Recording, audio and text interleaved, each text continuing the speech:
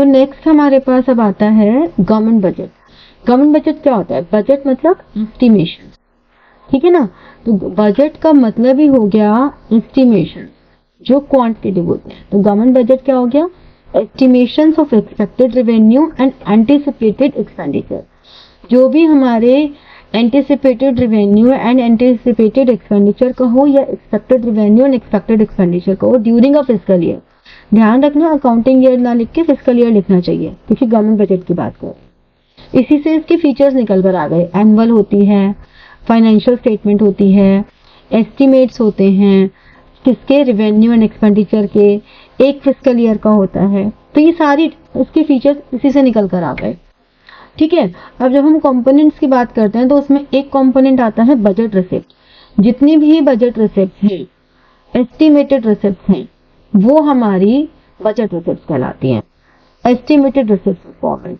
Government budget के जो major components हैं वो क्या हैं? एक तो बजट रिसिप्ट्स है और दूसरा है बजट एक्सपेंडिचर। देखो, बजट रिसिप्ट्स हमारे पास दो तरह की होती हैं। एक होती है रेवेन्यू रिसिप्ट और एक है कैपिटल रिसिप्ट। ऐसे ही दूसरा जो हमारा मेजर कंपोनेंट है that is budget expenditure.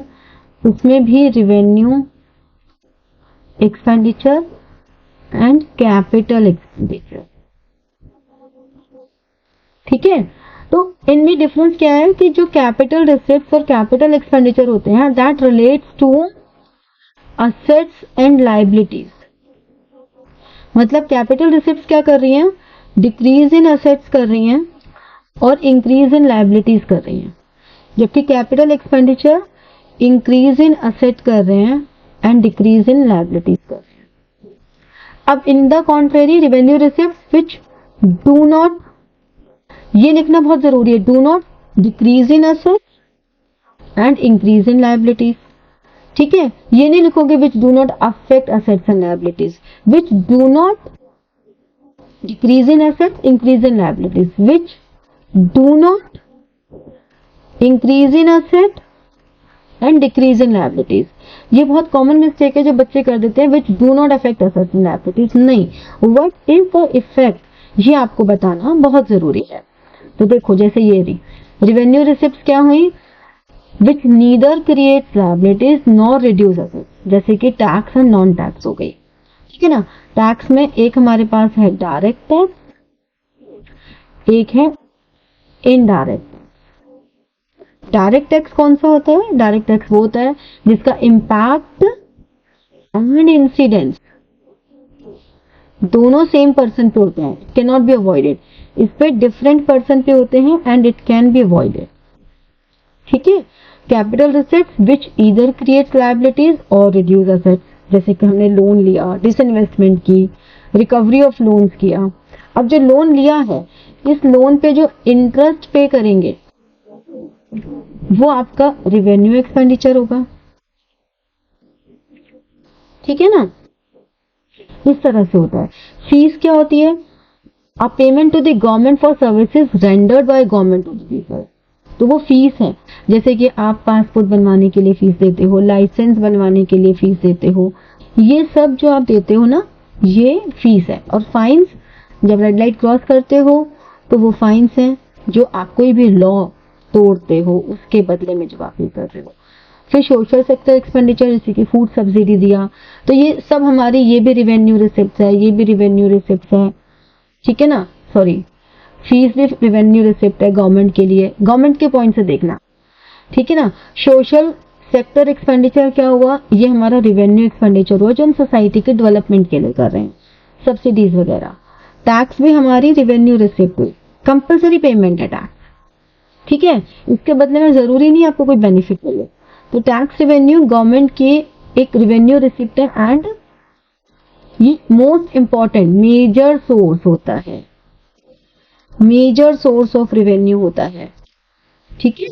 Non tax revenue आपके ये हो गए, जैसे कि इंटरेस्ट रिसिप्ट, आपने लोन दिया, loan given to other countries, अगर दूसरी कंट्री को लोन दिया तो ये आपका कैपिटल एक्सपेंडिचर हो गया। लेकिन उस पर जो इंटरेस्ट रिसीव हुआ वो आपका रिवेन्यू रिसिप्ट हो गया, ठीक है ना। तो सेल ऑफ स्पेक्ट्रम, शीट, ये सब आपके नॉन टैक्स रेवेन्यू हो गए। रेवेन्यू एक्सपेंडिचर वही, neither creates assets nor reduce liability. Subsidies दी, सैलरी दी, अगर हमने डिफेंस इक्विपमेंट परचेज किए तो कैपिटल एक्सपेंडिचर हो गया। Either create asset reduce liability, यानी कि परचेज ऑफ डिफेंस इक्विपमेंट्स। लेकिन जो डिफेंस पर्सनल है, गवर्नमेंट एम्प्लॉयज, उनको सैलरी पे की, वो यहाँ आ गया। अगर हमने मान लो कोई फ्लाईओवर कंस्ट्रक्ट किया तो कैपिटल एक्सपेंडिचर है, लेकिन उस फ्लाईओवर की जो मेंटेनेंस है वो रेवेन्यू एक्सपेंडिचर है। समझ रहे हो? तो ये टर्म्स, डायरेक्ट टैक्स जैसे कि मैंने आपको बताया कि बर्डन भी इम्पैक्ट सेम पर्सन पे, income tax, wealth tax, expenditure tax, जबकि इनडायरेक्ट टैक्स जिसका डिफरेंट पर्सन पर होता है, जैसे कि जीएसटी। ठीक है, तो ये हमारे सारे कंपोनेंट्स थे बजट के, कि अगर बजट के कंपोनेंट्स एलिमेंट्स की बात करें तो ये आते हैं। फिर बजट की टाइप्स की बात करें तो हम कहते हैं बजट के टाइप्स में एक है बैलेंस बजट, एक है अनबैलेंस। यानी कि जब बजट रिसिप्ट्स और बजट एक्सपेंडिचर इक्वल है तो बैलेंस बजट है। बहुत आइडियलिस्टिक से अप्रोच लगती है, बट एक्चुअली में ऐसा होता नहीं है। This is not equal to balance expenditure, ठीक है। फिर डेफिसिट बजट क्या होता है? डेफिसिट बजट जब आपकी बजट एक्सपेंडिचर ज्यादा है बजट रिसिप्ट से, ठीक है। फिर हम ये कहते हैं कि ठीक है ज्यादा है, और अगर हमारी बजट रिसिप्ट ज्यादा है बजट एक्सपेंडिचर से तो हम कहेंगे सरप्लस बजट है। सरप्लस बजट किसी भी इकोनॉमी के लिए कभी बहुत अच्छा नहीं माना जाता, क्योंकि सरप्लस बजट में गुड सेटिस्फैक्शन अमंग पीपल बहुत ज्यादा रहता है। उसमें ऐसा रहता है कि भाई इतना क्यों, अगर आपके पास एक्सपेंडिचर करने को प्लेस नहीं है तो हमसे इतना टैक्स क्यों चार्ज कर रहे हो, तो डिससैटिस्फैक्शन हो जाता है, ठीक है। लेकिन कई बार अगर ऐसा है कि इकोनॉमी में इन्फ्लेशनरी प्रेशर है तो ऐसे में उन्हें सरप्लस बजट रखना पड़ता है। डेफिसिट बजट थोड़ा बेटर होता है।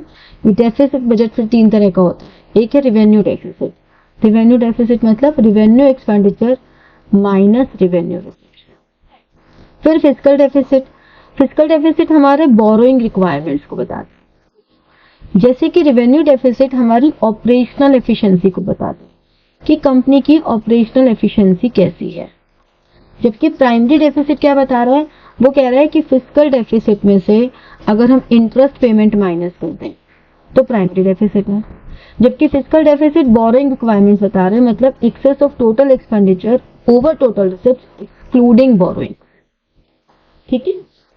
अब ये जो डेफिसिट है इसको फाइनेंस कैसे कर सकते हैं? इसको फाइनेंस करने के लिए हमारे पास है कि या तो हम by sale of treasury bills या गवर्नमेंट सिक्योरिटीज उनको सेल करके ले सकते हैं। डेफिसिट फाइनेंसिंग हम न्यू करेंसी को भी इशू करके कर सकते हैं, या हम गवर्नमेंट अपने एक्सपेंडिचर्स को थोड़ा कम कर सकती है। तो फाइनेंस करने के लिए एक हमारे पास है इंटरनल फाइनेंसिंग, एक है एक्सटर्नल। मतलब अगर वो अपने स्टेट गवर्नमेंट से बोरोइंग्स लेती है या ट्रेजरी बिल सेल कर रही है, न्यू करेंसी इशू कर रही है, तो वो इंटरनल है। लेकिन अगर फॉरेन करेंसीज से वो बोरोइंग्स कर रही हैं तो उसे हम एक्सटर्नल फाइनेंसिंग कहते हैं। नेक्स्ट हमारे पास आता है balance of payment. Balance of payment क्या है? बैलेंस ऑफ पेमेंट अकाउंटेंसी की टर्म में बात करें तो एक बैलेंस शीट है, यानी कि बैलेंस ऑफ पेमेंट एक इकोनॉमिक ट्रांजैक्शंस का सिस्टमैटिक रिकॉर्ड है। अगर हम बात करें तो it is a systematic record. ये पहला फीचर आ गया, सिस्टमैटिक रिकॉर्ड।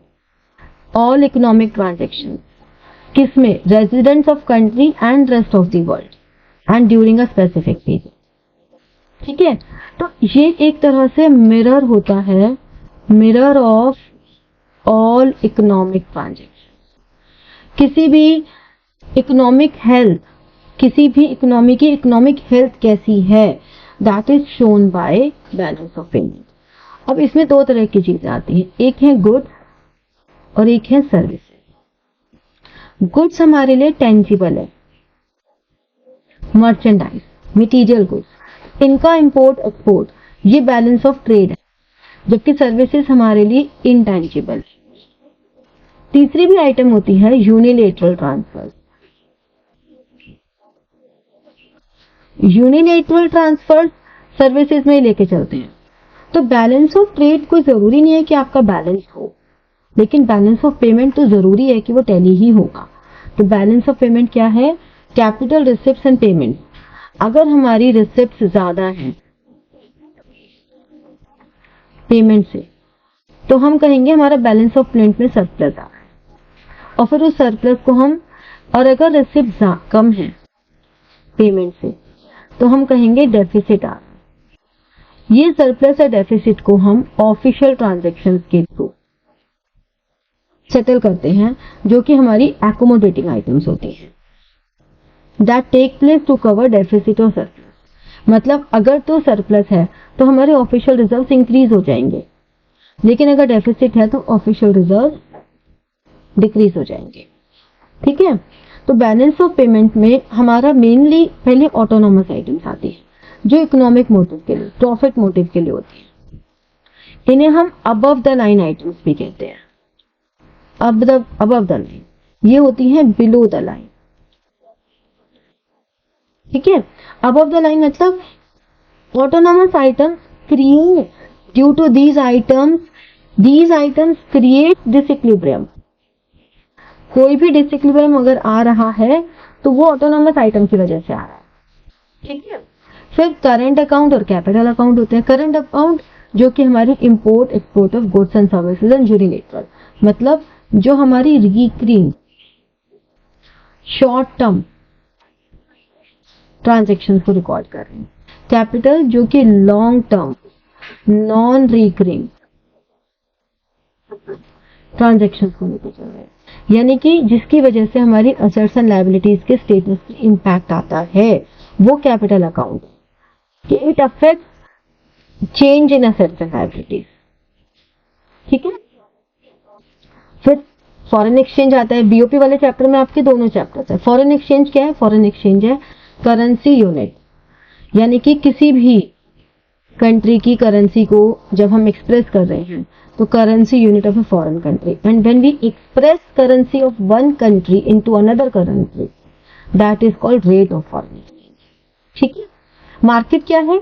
मार्केट जहां पे ये सब ट्रांजैक्शंस टेक प्लेस हो रहे हैं, ये कोई फिजिकल मार्केट नहीं है, लेकिन वो मार्केट जो वेरियस कंट्रीज को एक सपोर्ट सिस्टम, एक मैकेनिज्म प्रोवाइड करती है, that they can convert their currency, they can trade with their currency, that is called foreign exchange market. ठीक है, अब जब हम रेट की बात करते हैं तो हमारे पास काफी सारे तरह के रेट आते हैं। एक है फिक्स्ड, जो कि मार्केट फोर्सेस से रिलेट नहीं करता, ऑफिशियली फिक्स बाय गवर्नमेंट और monetary authority.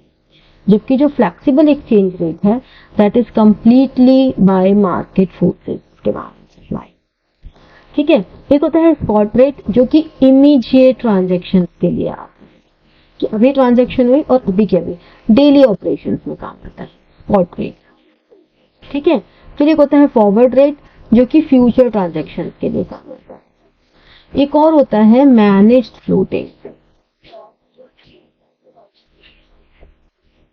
Managed floating rate, जिसको हम डर्टी फ्लोटिंग भी कह देते हैं। मैनेज फ्लोटिंग में क्या होता है कि ये फ्लेक्सिबल ही है, but with upper and lower limit.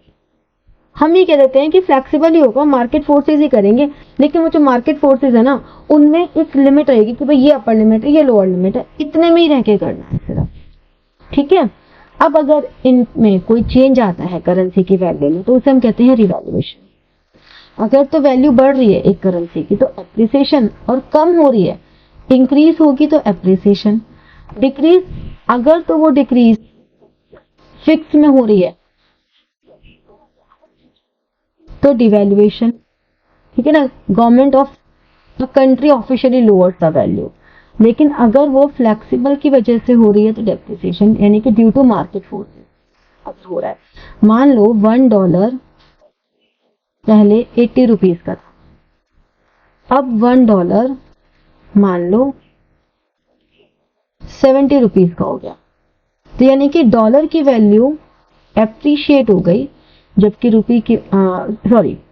Dollar की वैल्यू डेप्रिशिएट हो गई और रुपये की वैल्यू एप्रिशिएट हो गई। ठीक है ना, क्योंकि अब हम कम रुपए में डॉलर ले पा रहे हैं, तो यानी कि अब हमारी रुपए की वैल्यू अच्छी हो गई है। और डेप्रिसिएशन का मतलब हुआ कि उसकी वैल्यू कम हो रही है, तो डॉलर हमारा सस्ता हो गया, डॉलर की वैल्यू डिप्रिशिएट हो गई, ठीक है। फिर ये trade balance, trade deficit, trade surplus से मैंने आपको बताया ही कि जब आपका इक्वल है तो वो बैलेंस में है, अगर आपके एक्सपोर्ट्स कम हैं इन कंपेयर टू इंपोर्ट्स तो ज्यादा है, ठीक है, डेफिसिट हो गया। लेकिन अगर एक्सपोर्ट्स ज्यादा हैं तो वो सरप्लस हो गया, ठीक है, डन, चल, गुड, ऑल द बेस्ट।